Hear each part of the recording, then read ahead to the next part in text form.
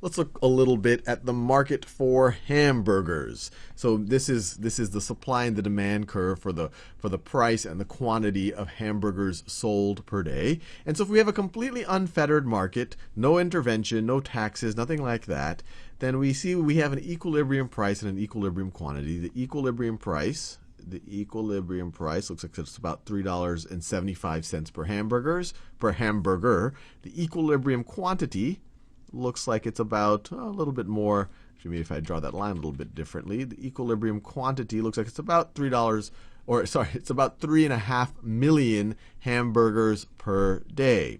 And just to review what we've talked about before, up here between the demand, below the demand curve and above the price, use a price equals $3.75 line right over here. This is how much value, this is how much benefit the consumers are getting above and beyond what they have to pay. So that is the consumer surplus. And then between this price equals $3.75 line and the supply curve, you have your producer surplus. So this is how much more the producers are getting for each hamburger relative to what their opportunity cost of producing that incremental hamburger was. So this right over here is the producer surplus. Now let's say, and actually these numbers are quasi-realistic. I have 3.5 million hamburgers per day. I actually looked it up before this video. It looks like McDonald's, at least based on the information I got, sells a little bit over 4 million hamburgers per day in the United States. So I didn't clarify whether this is just hamburgers from one vendor or multiple vendors, but it's not a crazy number of hamburgers to sell in a fairly large country. But for the sake of this, it's not necessarily McDonald's hamburgers. We're just talking about this is the total market for hamburgers in a country. We're making the kind of the simplifying assumption that all hamburgers are created equal, which we know is not true. Now, the government in this hypothetical civilization says, wow, a lot of hamburgers are being sold. We need more revenue for the government to do other things, or maybe to pay off their debt, or whatever they need to do. And so they decide to tax hamburgers. They want to tax hamburgers, and they're going to make it very simple. They're not going to do a percentage. Most sales taxes tend to be a percentage of the price, but instead they're just going to do a tax of $1 per hamburger. $1 per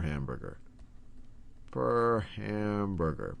So let's think about what this does to the surplus, to the price at which transactions will go on, and what people will have to pay versus what they will have to get.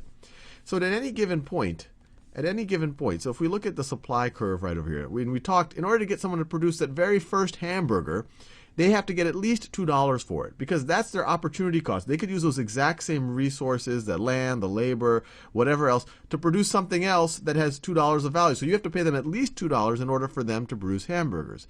And the more hamburgers you want the suppliers to produce, you have to pay them more and more for those incremental hamburgers, because they're going to start using resources that might have been better and better used for other things, and that are not as efficiently used for hamburgers. You have to pay them more and more and more. So this is what the supply curve that I originally drew right over here in magenta is what the suppliers need to see in order to produce a certain quantity. If you want them to produce 3 million hamburgers, you have to be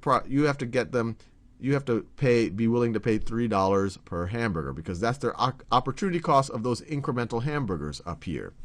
Now let's think about what happens when you add the tax. This is what the suppliers are going to get, or the producers are going to get. But when you put a tax, the consumers are going to have to pay $1 more. So over here, in order to produce this much, the suppliers are going to have to get $3 per hamburger, but then the consumers are going to have to pay $1 more. So they're going to have to pay $1 more. In order to get the suppliers to produce 2 million hamburgers, you're going to have to pay them this much. You're going to have to pay them about $2.50. But then the consumers are going to have to pay $1 more than that. So they're going to have to pay that much. In order to get them to produce it all, you're going to have to pay at least $2. But then if the producers are getting $2, the consumers are going to have to pay $1 more for the tax. So they're going to have to pay $1 more. So one way to think about it is, the supply curve from the consumer's point of view is going to be shifted $1 more than the supply curve from the producer's point of view. So it's going to be shifted up $1. So it's going to look something. I could do a better job than that. It's going to look something like that. Where at every point, because this is a fixed dollar, it's not a percentage, at every point this distance right over here is going to be $1. So what happens there? From the consumer's point of view, what we have is now a new price that they're willing to consume at, because now this reality is not possible anymore. This reality, there's no way for the consumers to pay $3.50 and for the producers to see $3.50 as well. And so we get to a new equilibrium price and equilibrium quantity now, because now, since this is from the consumer's point of view, the point at which they intersect is right over there, which is it's a little bit over $4 per burger, and it's a slightly lower quantity. It's about, let's just say, just for round numbers, that's about 3 million burgers per day. So what happened? What happened there? Well, before, this whole area was a total surplus. Below this green line was the producer surplus, above the green line, and below this curve right here was the consumer surplus. Now we've lost part of it. We've lost this part right over here. So this is our deadweight loss. This is no longer part of the total consumer and producer surplus. So that is deadweight loss.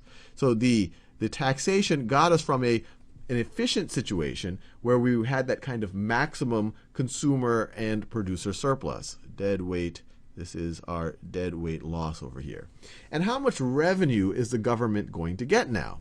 Well, if we assume that this is 3 million, they're going to have 3 million burgers.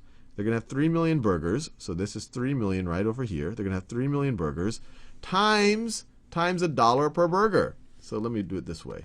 So this length right over here is going to be the area of this rectangle that I'm doing in orange.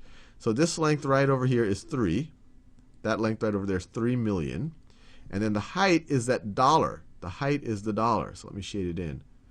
The height is that dollar right over there. So this is going to be $1 in height. So the tax revenue that the government is going to get is 3 million times $1, or 3 million burgers times $1, which is going to be $3 million per day. $3 million per day. Which is interesting, because maybe the government official thought they were going to get more, because they look at the projections. They said, wait, there's going to be 3.5 million burgers sold per day, so I'm going to get $3.5 million. But what they didn't realize is that they're making the burgers more expensive. So there's going to be a lower quantity. There's going to be a lower quantity demanded. The actual clearing quantity, or the actual equilibrium quantity now, is only going to be 3 million.